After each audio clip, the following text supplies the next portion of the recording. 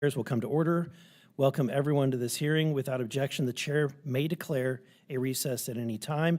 I recognize myself for an opening statement. A new age for nuclear power has started, led by President Trump's 4 recent executive orders on nuclear energy and congressional action to reinvigorate the nuclear industry. President Trump's orders call for permitting reform and the reduction of overburdensome regulations from the Nuclear Regulatory Commission, which has become a slow-moving bureaucratic mess, constraining and delaying expansion of U.S. nuclear power deployment for decades. Under President Trump's orders, the NRC must rule on reactor license applications within 18 months, a dramatic shift from the ambiguous open-ended timelines of the past. President Trump's orders also promote expanding domestic mining, enrichment of uranium and other reactor fuels, and nuclear fuel recycling. These groundbreaking actions will power United States energy independence and provide a secure and reliable U.S. electrical grid, something that we must obtain as the AI revolution places surging demands on our electricity capacity. At the heart of nuclear power's resurgence are 2 key innovations: small and micro-modular reactors. These new reactors promise the U.S. will have a strong answer to future energy demands. They will be more capital effective, more efficient, and more scalable for both on and off-grid sites here in the United States. Moreover, they offer enhanced safety features, eliminate the risk of meltdowns, and can use recycled fuel from other reactors.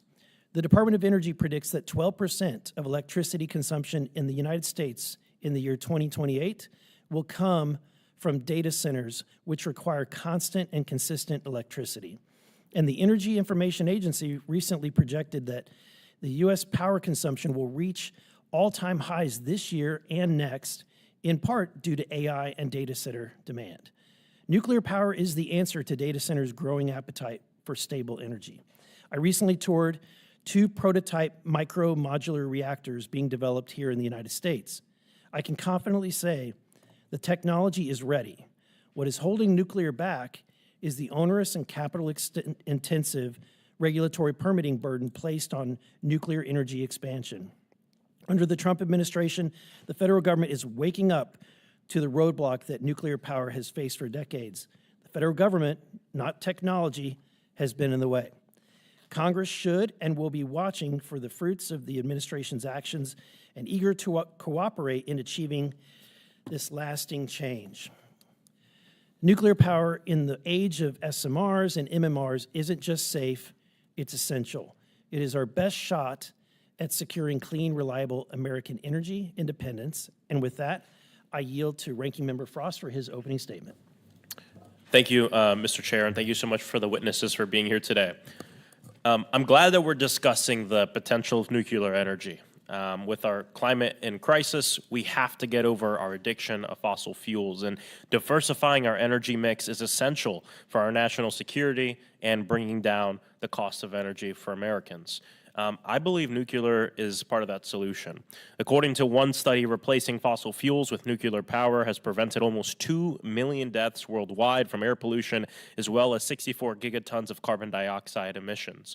We're lucky that nuclear power has a strong safety record in the United States. However, though, this does not mean that it's inherently safe. It means that the rules and regulations that prevent a nuclear accident have helped us keep us safe for more than 45 years. The Nuclear Regulatory Commission, or the NRC, is the independent agency responsible for protecting public health and safety by regulating nuclear reactors, and the safety requirements it sets are considered the global gold standard for a reason.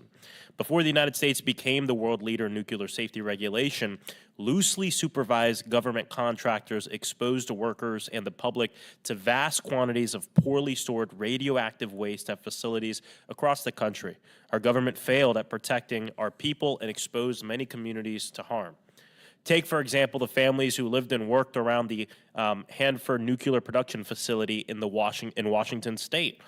In the era prior to effective regulation, farm workers like Maria Niacasio and her family would drink from and bathe in river contaminated by waste from the nearby reactors and plutonium processing facilities.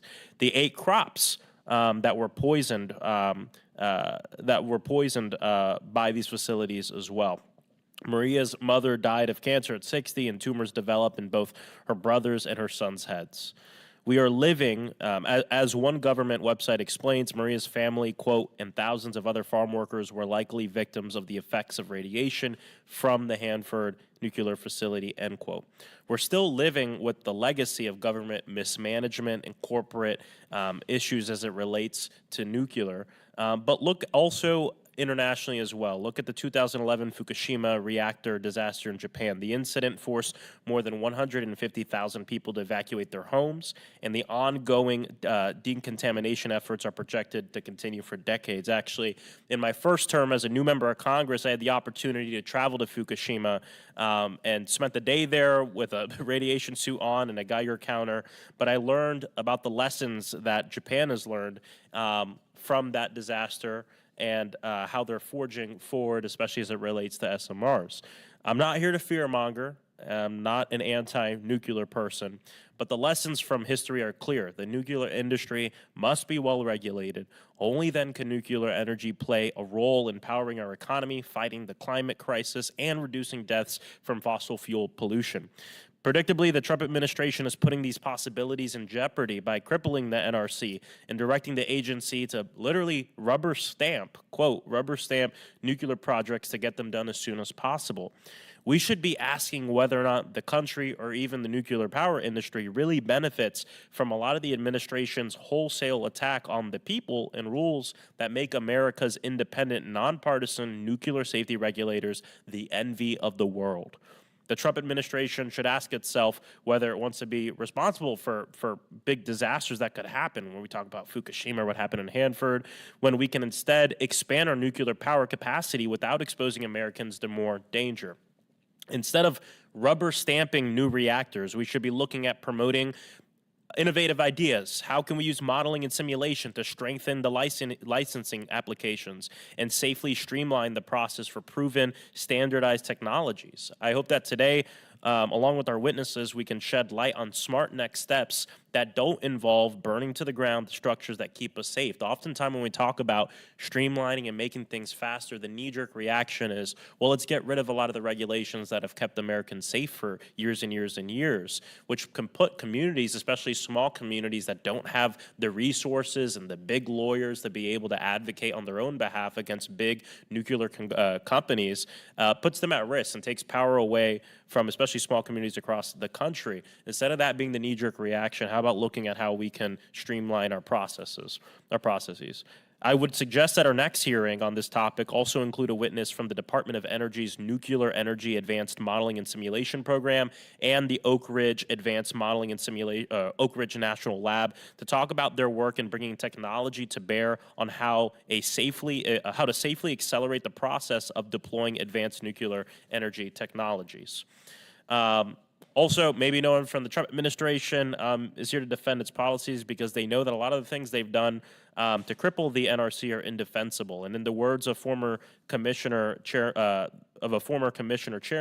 Trump's actions are, quote, a guillotine to the nation's nuclear safety system, end quote. And I think this is really important. It could actually do nuclear a huge disservice in deregulating up the wazoo just to rubber stamp stuff and move it forward. Something happens, it can put us back decades and decades and decades, especially when we talk about public opinion, which can already be fraught on subjects like this. When I agree, we do need to move faster, but we have to move faster in a very careful way. And so we should be looking at how we can keep our nuclear project approval process strong, but we also have to put the working people of this country above greed and folks who are threatening to poison our nuclear power industry for decades to come by taking too many steps back. And so I hope we can have that holistic view of this issue in this hearing, but also as we move forward. And thank you, Mr. Chairman. I yield back. Gentleman yields back. I'm pleased to welcome our stellar panel of witnesses who each bring their tremendous experience and expertise to bring valuable conversations here today. I'd first like to welcome Alex Epstein, who is the president and founder of the Center for Industrial Progress. Next, we have Joshua Smith, the energy policy lead at the Abundance Institute. And lastly, we have Stephen G. Burns, former chair of the Nuclear Regulatory Commission. I want to say thank you for taking time to join us here today. Okay, if you could please stand. Pursuant to Committee Rule 9G, the witnesses will please stand and raise their right hand. Do you solemnly swear to affirm that the testimony that you're about to give is the truth, the whole truth, and nothing but the truth, so help you God? Let the record show that all of the witnesses have answered in the affirmative. We appreciate you being here today, and just as a reminder, we have read your written statements. You have an opportunity to have 5 minutes. When the light turns yellow, it's time to wrap up, and when it turns red, it's time to close.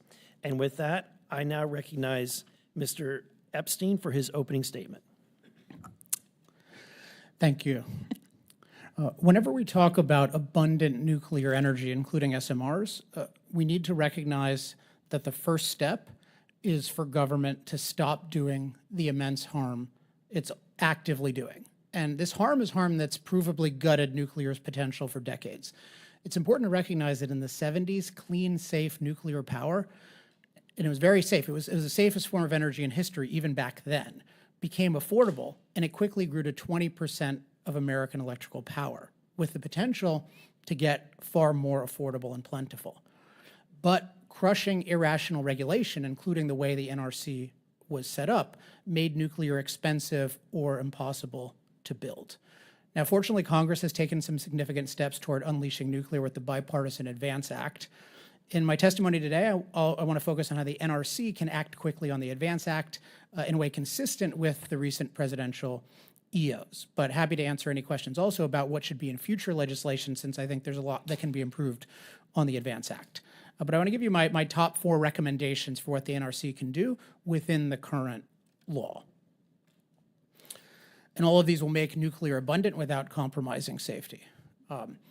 So one is the NRC should strip out the many inefficiencies in its licensing process. So through the Advance Act, Congress has rightly required the NRC's mission to include getting reactors built efficiently, in addition to ensuring they're safe.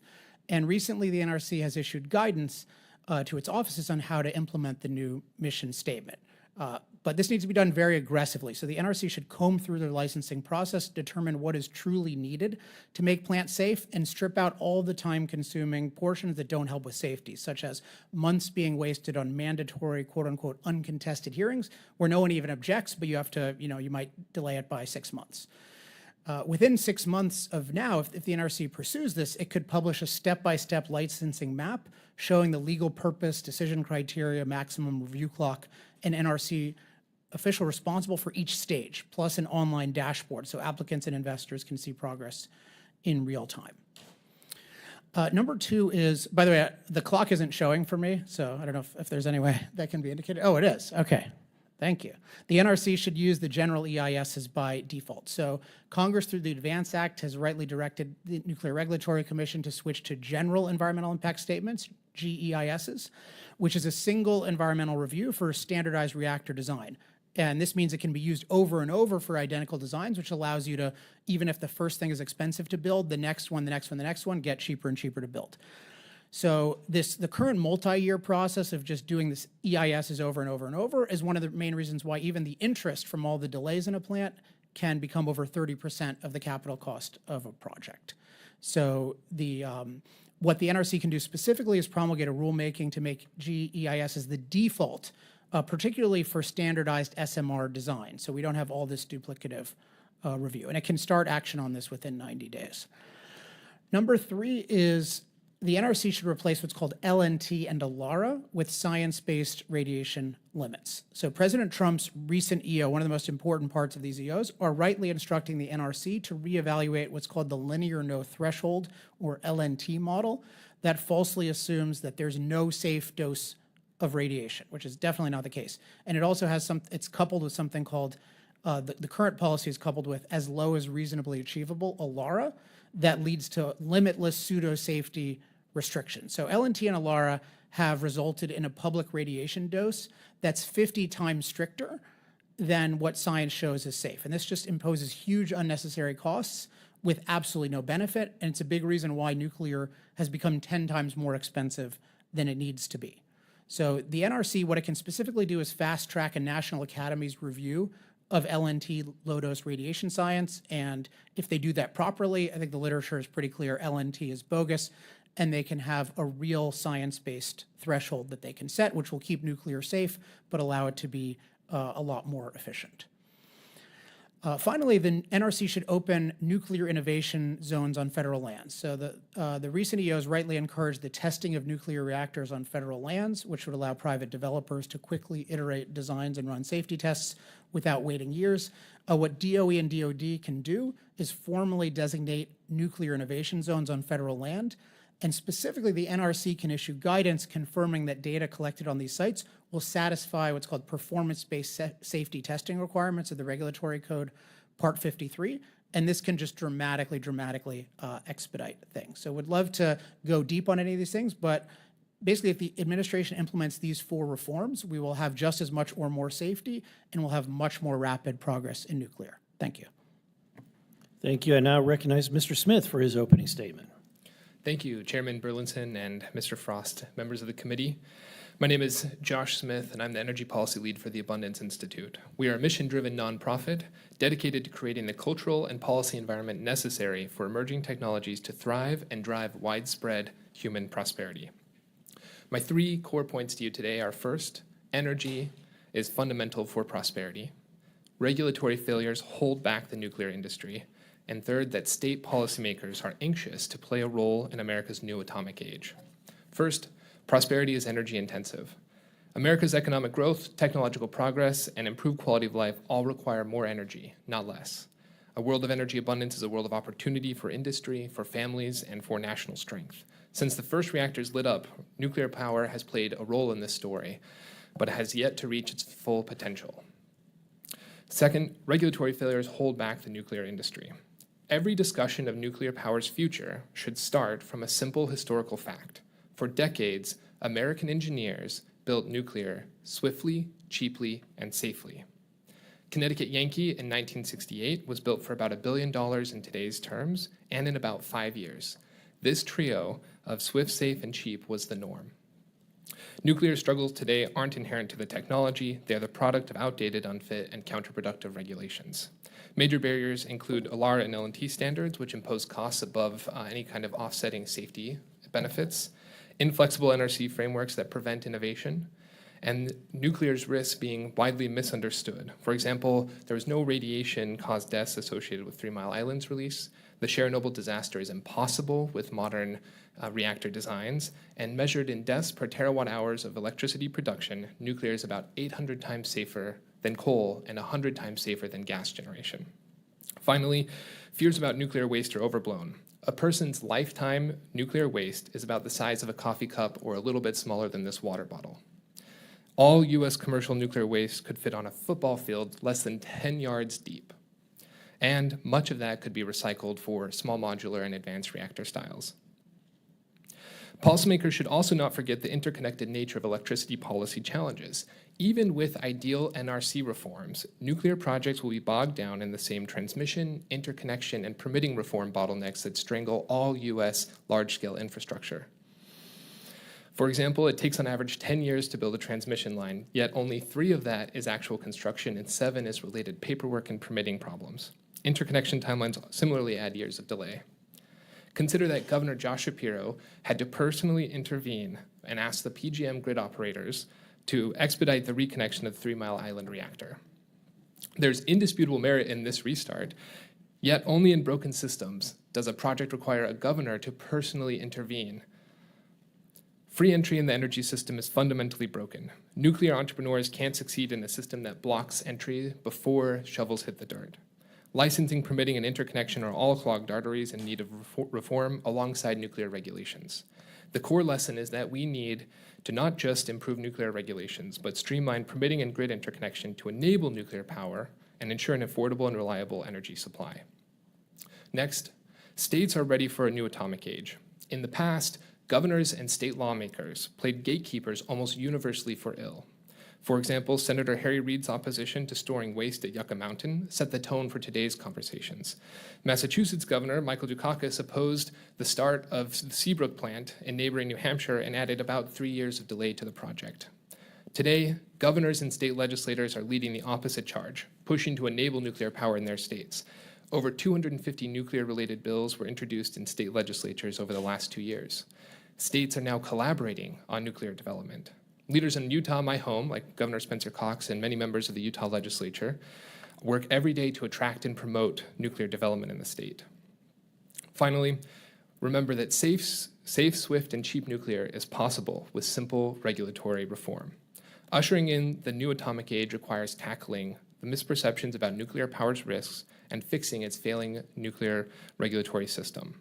Returning to a world where nuclear power is swift, safe, and cheap is not just entirely possible, it is a living American memory. Fixing these problems will lower energy costs for your constituents, promote a reliable electricity grid, and drive continued improvements in human welfare. Thank you. Thank you. I now recognize Mr. Burns for his opening statement. Thank you again. The nuclear industry, unlike many, was born regulated. From the very beginning, as President Eisenhower's vision of the peaceful atom was realized, a strong regulator was deemed essential to ensuring public health and safety through rigorous licensing and oversight. In the United States, that role was initially assigned to the Atomic Energy Commission, which under the Atomic Energy Act of 1954, still the premier piece of legislation in this area, established the licensing framework for civilian applications of nuclear energy. Concern over the combination of both promotional as well as regulatory responsibilities within the Atomic Energy Commission led to the reforms 50 years ago that established the NRC as an independent regulator and assigned promotion and development to what is now the Department of Energy. The Convention on Nuclear Safety, the international legal instrument that was adopted after the Chernobyl accident and to which the United States is a party, emphasizes the importance of separation of the regulatory and promotional roles. The push and pull over the efficacy and appropriateness of the licensing process and the effective focus on the safety review has been with us since the dawn of civilian energy in nuclear energy in the 1950s. There's always room to assess the efficiency and effectiveness of the regulatory process and adapt it to the evolution of nuclear technologies and their implementation. Recognizing that past and current commissioners and technical staff have set in motion changes to reduce regulatory burden and speed the development.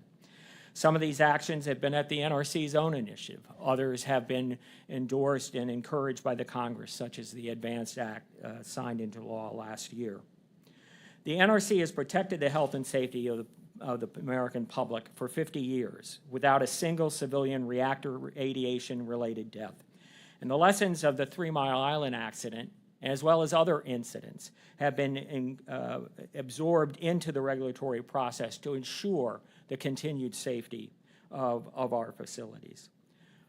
The current administration established ambitious goals to increase nuclear energy capacity by, I think, some 300% by the year 2050.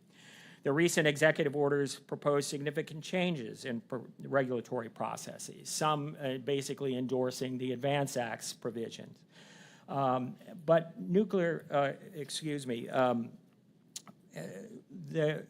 it focuses on is a wholesale revision of safety regulations, shortening schedules for new reactor reviews, while at the same time suggesting the downsizing of the NRC. While the orders mention safety, the focus appears to be primarily reducing regulation and accelerating licensing. One significant nuclear safety event could derail the entire effort, as was seen after the 3 Mile Island accident. The commitment to nuclear safety and adherence to the principles of good regulation have resulted in the United States safely maintaining the largest fleet of nuclear reactors in the world and the safety standards that the International Nuclear Committee strives to meet. I do have concerns about unintended safety consequences that a reduced NRC independence and a schedule-driven regulatory paradigm threaten to bring. And the loss of public confidence that can befall a safety agency is a risk when the expediency is seen to be given the priority. While I support continued focus on increasing NRC efficiency, and we can note that a number of things the agency has done recently have come under schedule and at reduced schedules of within 2 years or 18 months. Great care must be taken in streamlining licensing in the regulatory process to preclude erosion of high levels of nuclear safety. For the revised framework to deliver reliable power, clear guidance on safety is paramount, avoiding any mixed messages that prioritize speed over safety. I am concerned that steps to undercut the independence of the NRC and the commitment to ensuring safety could undermine the reputation of U.S. reactor vendors in the rest of the world. A design license in the U.S. now carries a stamp of approval that that can facilitate licensing elsewhere, including many countries that are embarking on a new nuclear program. If it becomes clear that the NRC has been forced to cut corners on safety and operate in a less transparent manner, reactor vendors will be hurt. The industry is helped by the fact that it has a strong independent regulator behind it. In some, the administration's objectives will fail if it does not encourage a healthy nuclear safety culture with safety as a high priority. This is critical for the operational success and preserving the United States' world-class reputation. Thank you.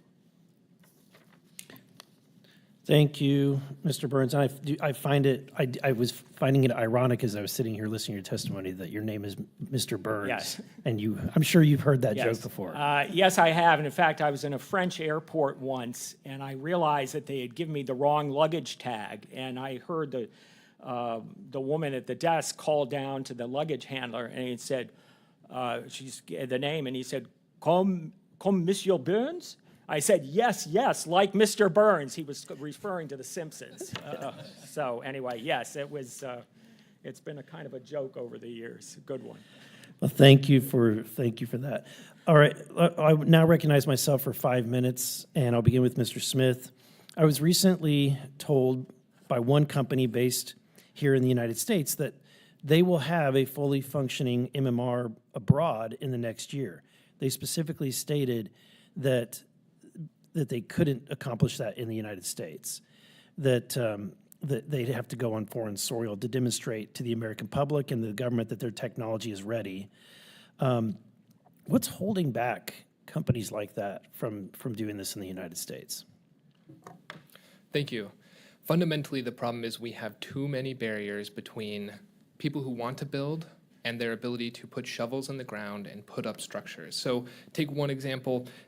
It's important that we do continued modeling. It's important that we continue doing extensive testing. But we also need to do real-life testing rather than just rely on the data that we currently use. In particular, one of the exciting recent state-level endeavors is as Governor Spencer Cox in Utah signed a memorandum of understanding with Valor Atomics to develop an SMR within Utah by July 4th, 2026. I just got back from the American Legislative Exchange Council meetings with state legislators from across the country. Every single energy conversation was pulled in by some gravitational force to talk about nuclear policy and what they could do. There's extensive interest and opportunity, but the states need to actually be allowed to lead. I'm going to jump to one of my questions then regarding the states. How would they be better suited than the federal government for regulating this? One of the key differences between the designs of the 60s and 70s and today is they're very, very different. So there's little need for containment structures in some of these new designs, and part of the problem with having a lot of expertise at the NRC is simply that they have a hammer, they see everything as a nail, and so we have a problem where new companies come in, they don't need a containment chamber or containment facility for their design, and yet the NRC prescriptive regulations say thou shalt have one. And so state level interest can develop new rules that avoid this kind of old problem. And we could do some of this at the federal level, of course. I think there's room for Congress to get involved and spin off new agencies within the NRC or separately entirely to pursue these new designs. States have already taken the right kinds of steps. Either in Texas has been developing an advanced nuclear working group. Utah similarly has an Office of an Energy Development official who's purely devoted to nuclear now, in addition to extensive legislative efforts within the state Congress. So very exciting and lots to do. Thank you. Mr. Epstein, what approach should the United States be taking in regards to this? Should we follow the model of the previous administration where we use taxpayer dollars to subsidize this development, or should we let the free market dictate what happens? Well, definitely free market, but it really hinges on how you're approaching the issue of safety. And I really want to push against any idea that the NRC has been a success. The NRC has been one of the greatest failures in policy history. So we hear things like, oh, the NRC was helpful maintaining the nuclear fleet. Well, why are we saying maintaining?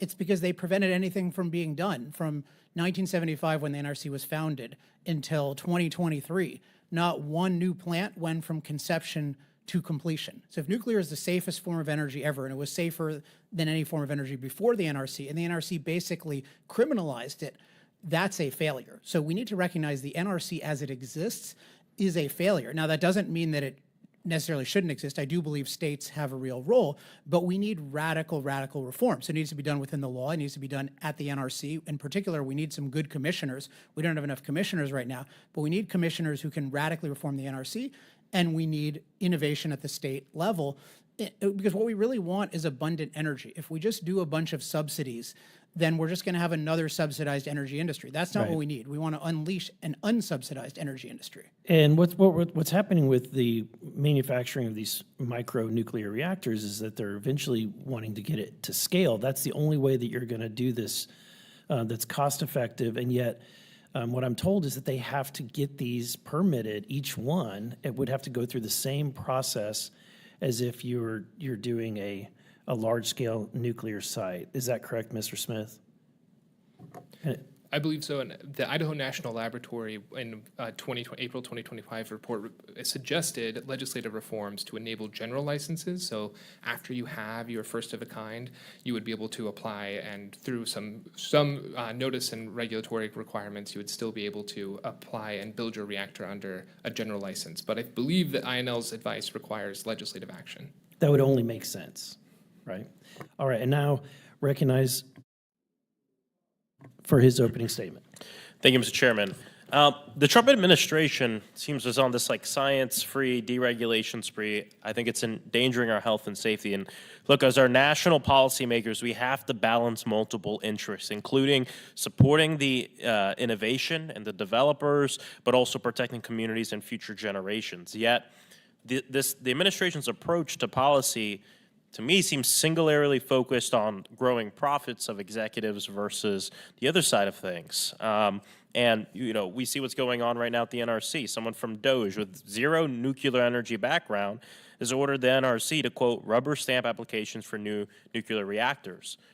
Now, look, I'm excited about the potential of advanced nuclear reactors, SMRs, as part of the solution to our dependence on fossil fuels. But when we're dealing with something as complex as nuclear power generation and as volatile as nuclear fission, speed alone is not the answer. Although we want to be able to streamline things, we want to use technology as best we can. Mr. Burns, the Nuclear Innovation Alliance, which is a nuclear energy industry think tank, wrote, quote, undermining NRC's independence is damaging to both long-term U.S. interests to the ongoing work that is required to ensure that nuclear power can provide reliable and clean energy to power the American economy, end quote. Why is the nuclear industry itself concerned with attacks on the independence of the NRC and Trump's attempts at rapid deregulation? Well, I think, Congressman, the reason is that, you know, not only historically have we had a regulatory system, that's the expectation under U.S. law as well as, I say, the international paradigm, but it provides it can provide confidence. I'm going beyond just licensing here. I'm going to in terms of the operation and accountability of those who operate the facilities. Now, granted, there are things within the industry itself, the Institute of Nuclear Power Operations that was founded after the 3 Mile Island accident, that adds value to that. And there's communication between the NRC and INPO over the respective work.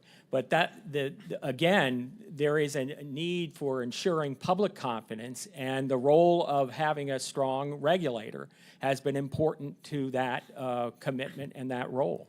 Yeah, and this is damaging the reputation of American reactors and has big potentials of slowing down what we want to do. We heard from Mr. Epstein, one of our witnesses, who I've met with before. Obviously, have big disagreements with him on the existence of a climate crisis, but we're talking about something else. He mentioned, a timeline of the 1975 and the 80s when we saw a downturn, reactors not being built. Many cases, many closed. He blames it all on the NRC, but something else might have happened around this time period too that might have pushed public sentiment around nuclear to dramatically drop. Do you know what I'm talking about, Mr. Burns? Well, to begin with, in terms of what the statistical numbers are, that since the 3 Mile Island accident, something like 51 power reactors came into operation in the United States. Now, granted, since the 1990s, it's 3, the 2 Vogtle units and the Watts-Bar unit 2.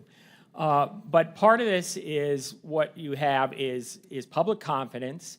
You have issues with respect to, and there was some allusion to this in terms of the grid, how the grid is managed, and the economics of there. That has been some of it. Low natural gas prices, the emergence of solar and wind production, and post-TMI. And we're seeing that even just today, where you're seeing some of the post-TMI restrictions on new nuclear having been lifted. I think like Wyoming is one of the more recent states, and there are some others. So that public confidence piece, combined with other things within the industry itself, also contribute in terms of where you didn't have the big renaissance in the early 2000s as was perhaps planned for. Yeah, and nuclear energy by definition, I mean, I think we have to admit it is a dangerous thing. But what makes it safe, and we want to make it safe, is through the policies that we pass, the work that's done at taking something that by definition is a dangerous thing and making it safe to use in the United States. And I think we can look at the fact that the United States, I mean, we can boast that we haven't had a single civilian reactor-related death in 50 years of the NRC's existence, and that didn't happen by accident. Again, I'm not here to say there's not, that there's nothing we need to do in Congress to help make sure that we streamline it, possibly using modeling simulation, different things like that, so we can move in a faster way because we want to see this done. But this knee-jerk reaction of deregulation, again, many times can cause unintended consequences, of course, if, God forbid, something were to happen. Thank you for the extra time, Mr. Chairman. I yield back. Thank you. I now recognize the gentleman from Pennsylvania, Mr. Perry, for 5 minutes. Well, thank you, Mr. Chairman, and thanks to the panel for being here. I have the distinct honor of representing the district that much of lies in the shadow of the towers, the cooling towers of 3 Mile Island.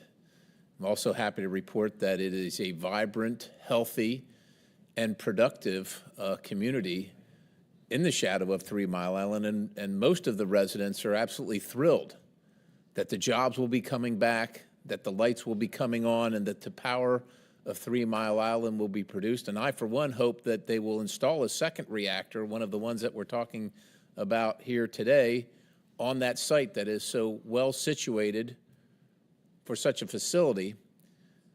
Now, I can't go on without just noting that my friends on the other side of the aisle seem to be concerned about the profits that are made by power companies that engage in constructing and operating nuclear facilities, while it seems to me over the course of at least the last 10 years, my colleagues on that side of the aisle have promoted and enacted policies that have increased the bills of my constituents, my bosses, my neighbors, the people I live around, I don't know, maybe tenfold. It's astounding.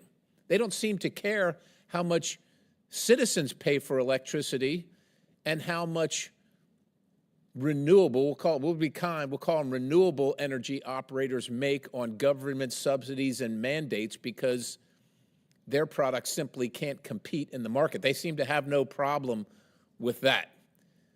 But I just think it's important that we at least attempt to set the record straight while we're in one of these hearings and have the counter discussion to just assuming that profit is bad, that everybody that runs a nuclear facility is dangerous, careless, and doesn't care about the citizens that they serve.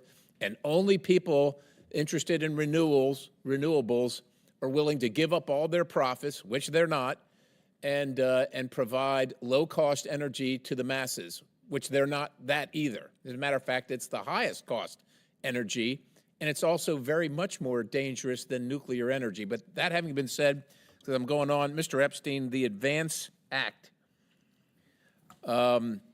required that the NRC now switch to general environmental impact statements. One of the things that drives what kind of energy produced is how investments, when individuals, when concerns invest their money in something, they want to know that they're going to get a return on it. And I hope they get a profit too, because they're investing in something and putting their money at risk. That's how things work in America. But putting your money at risk for 15 or 20 years without any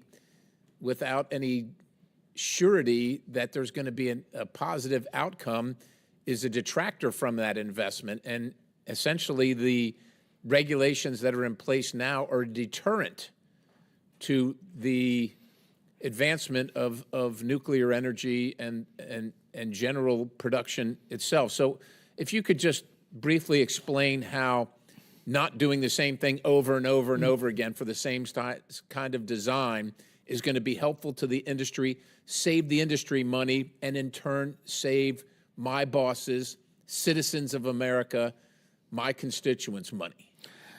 For sure. So I think it's really important that you raise the issue of profit, because we absolutely want nuclear energy companies to be able to make a profit by competing to provide the lowest cost, most reliable energy, just like we want phone manufacturers to be able to make a profit providing the most cost-effective phones, AI people providing the most cost-effective AI, et cetera.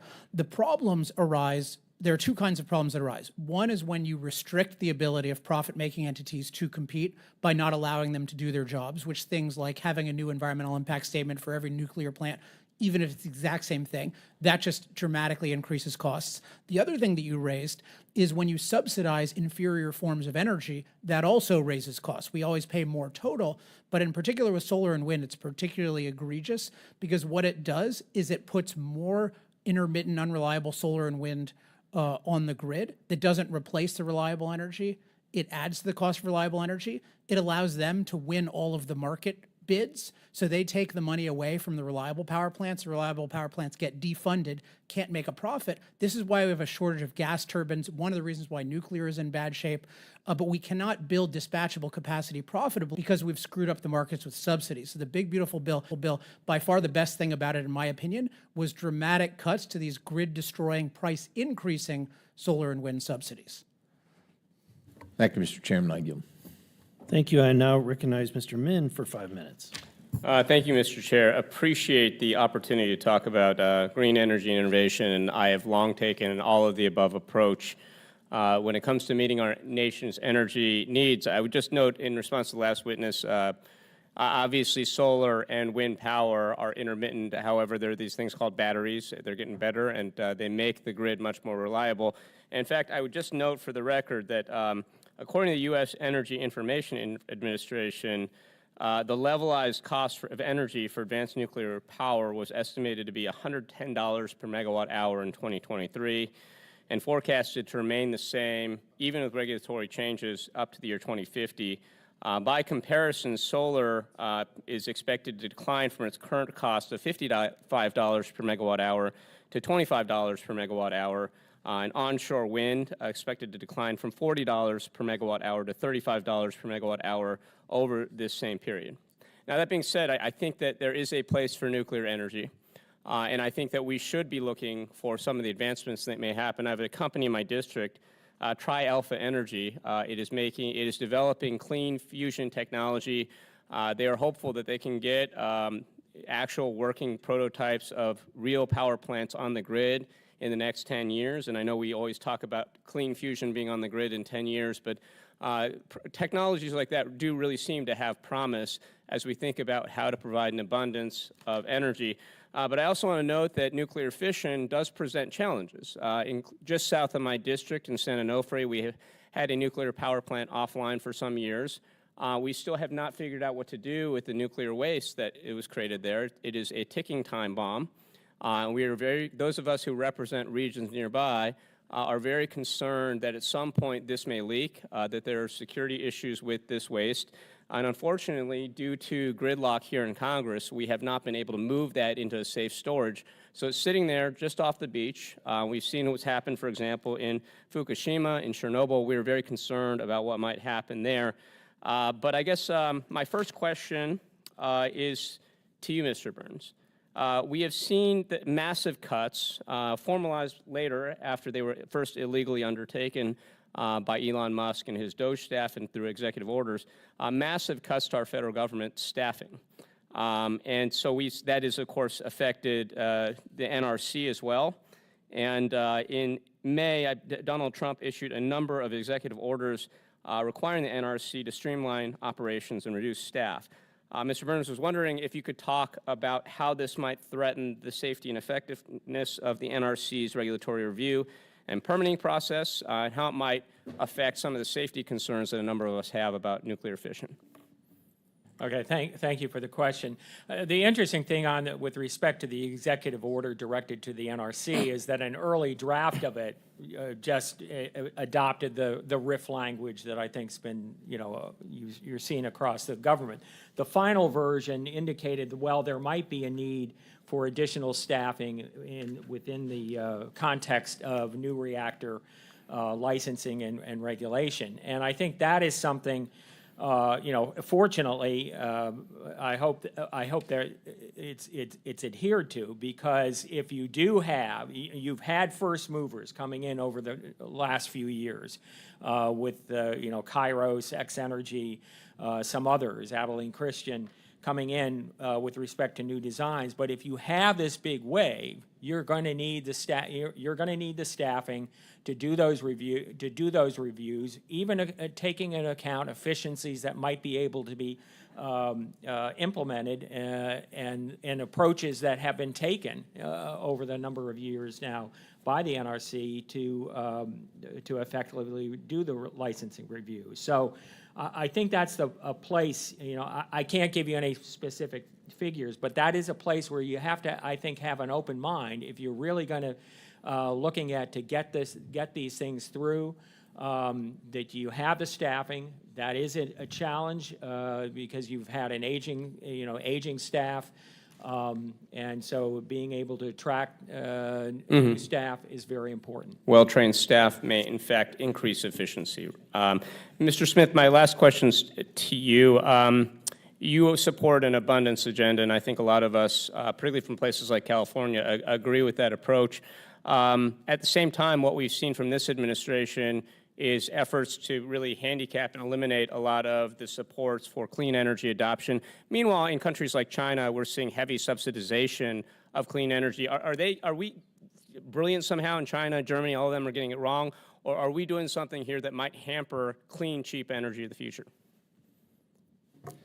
I think the right approach, and thank you for your question, the right approach for environmentalists is to become free marketeers from now on. For years, we've been hearing, and I've been saying, and other environmental activists have been saying, that solar and wind storage are all getting cheaper. This is true. And it's time to concentrate on the real barriers, which are about permitting. If you look at EIA projections, the IRA really failed even on its own terms, in the sense that it did not spur the growth that green activists wanted. And the problem is because, as Reagan said, government likes to tax it until it stops moving and then subsidize it again.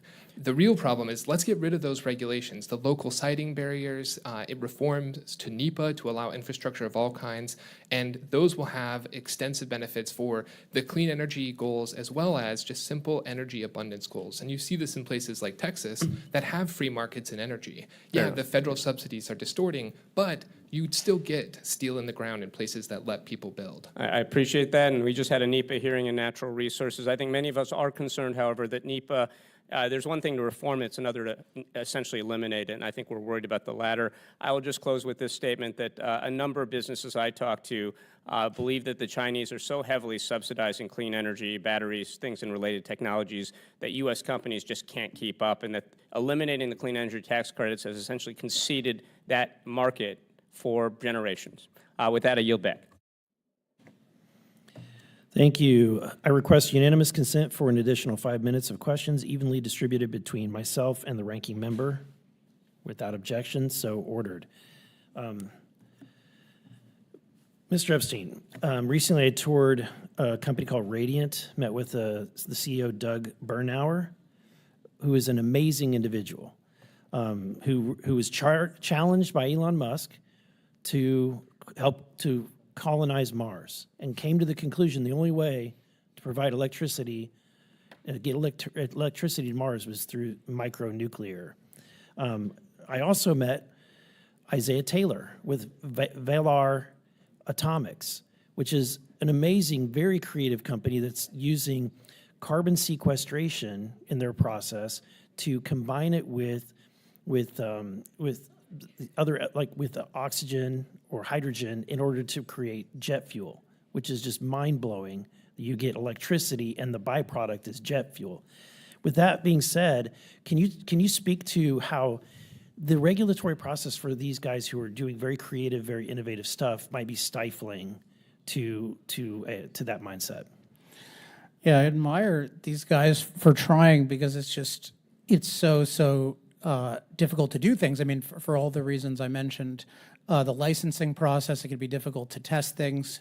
The whole linear no threshold in ALARA as low as reasonably achievable. So all these dogmas, as I said, can be changed, and it'll just radically open the frontier for innovation where companies like these can go very quickly from idea to action. Right now, there's just an enormous gap between idea to action. One other thing that needs to change, I think, is the cultural discussion of nuclear. We heard from Ranking Member Frost and I think some others that like 3 Mile Island was the problem, but as Scott Perry pointed out, like 3 Mile Island is not fundamentally a problem. Like the fact that the worst nuclear accident we've had is something that killed nobody, that should be celebrating nuclear. So we need to stop demonizing nuclear like The Simpsons did. We need to recognize it's fundamentally safe. It's not safe primarily because of regulation.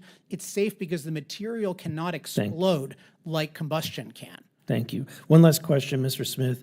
When I speak to them, they refer to it, the 18-month period. Can you describe the dynamic of getting the permitting process done, and why companies that are ready to go today are having to go through an 18-month period? Which 18-month period? Or review? So I think there's a lot of opportunities to reduce review times. One example is actually the mandatory hearings that Alex mentioned in his testimony as well. So those kinds of reviews don't involve input from the public, and they already cut times from 6 months to 3 months by moving from in-person oral hearings to written testimony and submissions. And there's a lot of opportunities to cut those down and see the kinds of things like Governor Cox wants to see in Utah of, we can build something by July 4th, 2026. We can have test reactors that we don't push companies to the Philippines or outside of the US to test and experiment what used to be and started as an American technology. Thank you. Recognize Ranking Member Frost. Thank you, Mr. Chairman.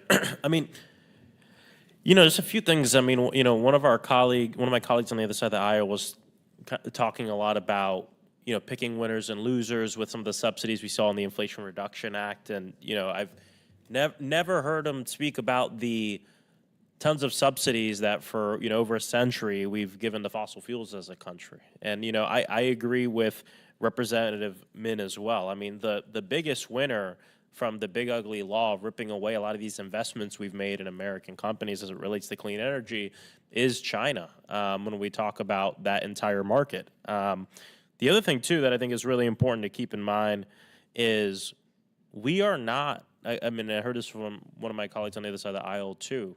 We're not here trying to demonize nuclear companies. None of us are here saying the nuclear companies want to hurt anyone or anything like that. But there is a balance here between the safety of our people and also moving quickly on this. It is our job to recognize and keep in mind. And it worries me when people saying, well, it's 100%, there's nothing wrong with this and that, kind of like what we just heard from Mr. Epstein, that creates this environment where we're more open to big issues, which again can set us back decades as it relates to nuclear. But Mr. Burns, when we heard Mr. Epstein say that, nuclear can't explode like combustion can, you made a face. I just wonder if you have a response to that. And just generally curious when it comes to human health and safety, why are the careful, comprehensive regulations and inspections still necessary? Well, I think my reaction is that I acknowledge 3 Mile Island, because of design and other facilities we didn't lose the containment. There was some concern over it at the time in terms of some of the assessment. But what we did, I think what we learned from 3 Mile Island, it's not so much whether someone had died or not. It says, but how do we think about preventing that in the future? We don't want to go down that path. And yeah, for example, I agree with Chernobyl, a reactor design that would never have been licensed in the United States. But again, it's about learning and a learning culture in terms of what's the significance of that. There was, for example, no emergency preparedness programs prior to the 3 Mile Island accident. That has went into effect. Other ways in terms of operator, particularly operator competence and things like that, came into being. And so those are the things you learn, and you learn them not just from the big accidents, but other things that have happened over the years. We learned in terms of looking at security measures after the 9/11 attacks, which actually had a benefit in terms of what we saw as we evaluated the Fukushima Daiichi accident and things like that. So it is this, if you want to call it a learning culture, but partly is assessing where you've been and what that may mean. And yeah, it also includes saying, where am I misfocusing, or where do I need to improve my focus? If I could, and respond to that question with respect to the mandatory hearing, I and a number of former commissioners have joined, we've sent a letter in supporting basically the elimination of the mandatory hearing. But what I want to emphasize is that is not NRC's fault. That mandatory hearing has been on the books in the Atomic Energy Act since the late 1950s, and part of that was due to a lack of transparency by the Atomic Energy Commission. Thank you, Mr. Strauss. In terms of not providing the Congress or the general public information about the licensing of what was then the Fermi 1 reactor. So anyway, I support the elimination of the mandatory hearing. Yeah, and possibly something to explore a lot further in a bipartisan way. I yield it back. Maybe we can co-sponsor something together. All right. In closing, I want to say thank you to our panelists for your testimony here today, and I would like to yield to Ranking Member Frost for his closing remarks. Thank you so much. Well, I appreciate our witnesses for being here as we talk about a extremely important topic. Again, I think it's important for people to recognize, we are not against innovation as it relates to nuclear, at least the members on this panel, but we want to make sure that safe nuclear energy is part of the solution on ending our dependency on fossil fuels. But this end-all be-all effort that we're seeing from many actors to completely deregulate to move that forward is just not something that I think is good for the industry long term, and not good, more importantly, for our people and our communities and the country. Weakening the NRC's reputation and functionality is bad for the industry. It is bad for the population at large, and I very much disagree with some of the actions we've seen from the administration on attacking the independence of the NRC. I think it's very important. The cost and property, cleanup, and lives when disasters do happen have always been extreme. Let's avoid all this, work together, figure out ways that, yes, we can streamline, yes, ways we can use technology in a safe way, but not give up a lot of the safety standards that have made us the envy of the world in terms of our licensing and how safe our reactors are. Thank you. I yield back. Thank you. I now recognize myself for a closing statement. I want to say thank you, Mr. Epstein, Mr. Smith, Mr. Burns, again, for sharing your time with us today, your insights, and your valuable testimony. Today's hearing has made one thing abundantly clear, and that is that advanced nuclear technologies hold tremendous promise for the future of clean, reliable, and secure energy in the United States. Small modular reactors and micro modular reactors offer scalable, resilient power generation with zero carbon emissions. Their modular design reduces construction timelines, enhances safety, and opens the door to greater deployment of nuclear power in remote and underserved areas, even maybe Mars. Whether it's to power the industrial base, a rural community, or a critical military installation, the possibilities of application for these new technologies are almost endless. But as we heard today, the greatest obstacle to deployment is not science or engineering, it's government. The Nuclear Regulatory Commission must evolve. The NRC's current licensing framework was built for the traditional gigawatt-scale reactors, not for micro or small nuclear. If we want to maintain global leadership in nuclear technology, Congress should take back and should back the Trump administration's demand for a more agile, risk-informed, and performance-based regulatory approach. Advanced reactors are not a science experiment. They are a competitive advantage for the United States. But unless we act with urgency, unless we align our regulatory institutions with the pace of innovation, then we risk ceding that advantage to someone else. This subcommittee will continue its oversight of these issues to help assure that that does not happen. And with that, without objection, all members will have 5 legislative days within which to submit materials and to submit additional written questions for the witnesses, which will be forwarded to the witnesses for their response. If there is no further business without objection, the subcommittee will stand adjourned.